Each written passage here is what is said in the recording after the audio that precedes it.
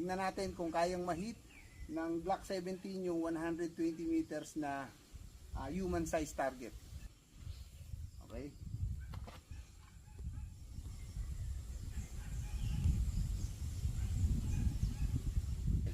Tingnan natin.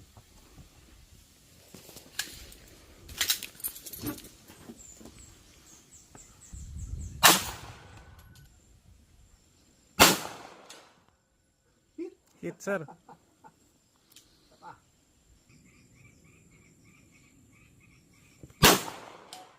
Hit. So, kaya rin palang patamaan, ano? Kaya lang talagang magko-compensate ka. So, kung ito yung target mo, i-adjust mo siya kung gaano kataas para yung bullet drop ma-achieve mo kung saan mo siya maipapatama. So, in this case, siguro mga around 9 inches yung itinaas ko